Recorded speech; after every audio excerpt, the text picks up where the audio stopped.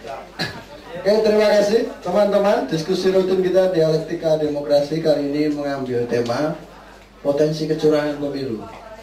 Kita dalam kasus ini kita akan berdiskusi dan mengkritisi pelaksanaan pemilu yang sudah dalam proses ini, dan terakhir kemarin dalam rapat dengan Komisi 2 Bawaslu juga telah menyampaikan dari sampel yang sudah diambil ada beberapa hal yang memang perlu dikritisi.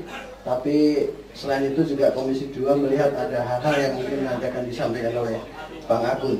Saya tidak perlu memperkenalkan mungkin Ketua Komisi 2 Bapak Agun Gunanjar Sudarsa, kemudian Ketua Bawaslu Bapak Muhammad. Terima kasih kehadirannya Pak, karena nanti juga ada ditunggu pesawat terbang lagi. Dan yang terakhir Bang Tony Argan, sohib kita dan kadang kita sering pinjam mulut dalam tanda kutip kalau untuk mengkritisi hal-hal tertentu. Terima kasih Bang Boni.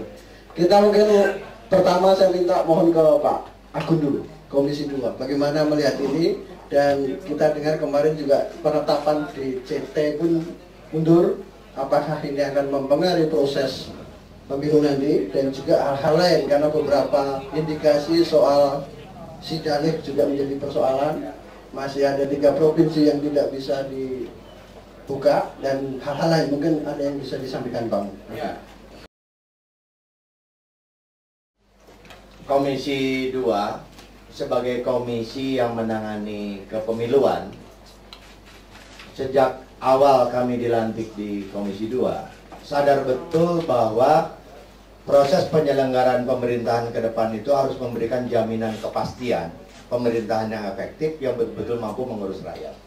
Dan pintu gerbang itu adalah pemilihan umum yang betul-betul bisa hasilnya itu orang-orang yang terpilih yang betul-betul memiliki kapasitas kompetensi yang memadai, moral integritas yang baik, juga melahirkan sebuah tatanan sistem yang lebih bagus. Dan itu hanya akan mungkin bisa kalau penyelenggaraan pemilu itu betul-betul bisa terpenuhi asas-asas luber dan jurdil.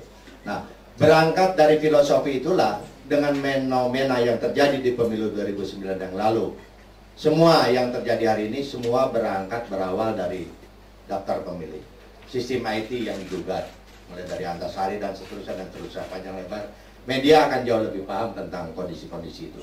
Di situ kita merancang dalam Undang-Undang 15 2011, potensi-potensi itu kita eliminir dengan menghadirkan lembaga Bawaslu yang jauh berbeda dengan Bawaslu yang lalu. Hasilnya kita bisa rasakan, manfaatkan. Kalau orang berkhawatir tentang KPU dengan Bawaslu seperti halnya 2 lembaga yang saling bertabrakan, Komisi 2 berharap itulah yang sesungguhnya. Karena sesungguhnya itu bukan Tom and Jerry.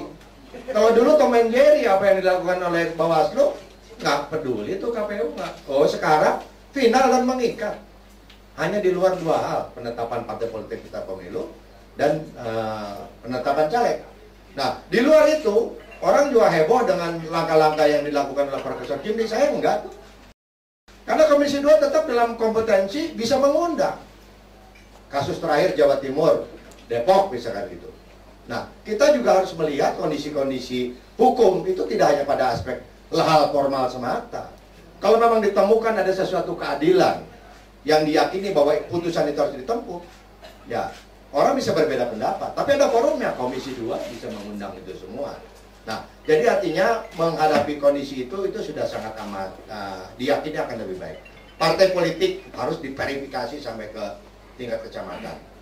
Nah, yang jadi persoalan hari ini adalah potensi kecurangan itu, jujur, Bung Argan ya, kami menemukan banyak sekali di pilkada-pilkada kali ini. Dengan semakin meningkatnya orang tidak memilih, itu jadi tanda tanya besar.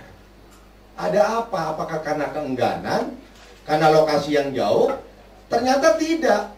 Di Jawa Barat, dalam rangka pilkada kemarin, kami menemukan ada sebuah TPS, jumlahnya kurang lebih sekitar 360 lebih ya. Yang datang ke TPS itu hanya 98. Itu pun setelah dijemput pakai motor suruh datang. Ya, ternyata yang tidak memilih itu setelah kami teliti, kami kaji, kami wawancarai, kami datang kembali dengan menggunakan pendekatan-pendekatan yang baik.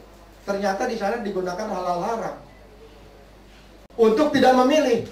Karena tahu di basis itu kantong massa calon kandidat tertentu. Isu yang digunakan apa? Bahwa setiap orang itu wajib dimintai pertanggungjawaban, termasuk dalam kita mencoblos. Nah, ini calon-calon yang ada ini apa diyakini mereka tidak akan jadi koruptor seperti yang sekarang marak ramai di kejadian. Nah, kalau kita memilih, nah kita juga akan kena pertanggungjawabannya. Sudah, daripada kita memilih, lebih baik tidak usah memilih daripada kita nanti bertanggung jawab. Itu terjadi. Yang kedua, kami juga melihat kemarin di Pilkada Kalimantan Timur, di berbagai daerah, tapi yang jelas di Kalimantan Timur, itu ada gerakan yang memang secara masif terjadi. Apa? Kantong-kantong massa itu kan sudah bisa dibaca. Ini kantong massa pasangan ini, partai ini. Itu ada gerakan penghargaan itu. Itu untuk orang lebih baik nggak usah memilih. Nah, saya cuman tidak bisa buktikan secara real dengan data fakta hukum yang cukup bahwa disinyalir itu pun menggunakan uang. Jadi mendatangkan orang-orang tertentu ke komunitas tertentu untuk tidak memilih, supaya yang orang punya basis suara di situ tuh suaranya berkurang. Itu potensi kecurangan yang menurut hemat kami ke depan. Boleh nggak kalau kita ini berpikir seperti di Australia gitu. Memilih itu jangan lagi sesuatu yang boleh memilih dan tidak memilih. Gimana kalau kita dorong menjadi sesuatu yang wajib? Orang tuh wajib memilih gitu. Karena angka tidak memilih hari ini tuh di pilkada sudah menembus angka lebih dari 50% sudah terjadi. Ini kan berbahaya, tingkat legitimasi dan lain sebagainya. Nah, potensi kecurangan yang paling berikutnya adalah di daftar pemilih. Nah, kemarin kami rapat kerja, kami berterima kasih kepada Bawaslu karena mampu menunjukkan banyak sekali temuan-temuan yang ganda. Bahkan nggak ada NIK tapi di DPS HP-nya keluar, namanya berbeda dan sebagainya. Nah, ternyata tidak pernah dilakukan sekalipun persandingan antara DP4 yang sudah diberikan oleh Ditjen Dukcapil ke KPU. Itu sampai hari ini kita minta coba disandingkan per kabupaten. Perbedaannya di mana? Kan by name by address. Akhirnya kemarin kita putuskan untuk mencegah agar jangan sampai terjadi permainan seperti itu, karena kami melihat pada tataran KPU di tingkat pusat kami yakin. Pada tataran di KPU provinsi sudah walau-walau.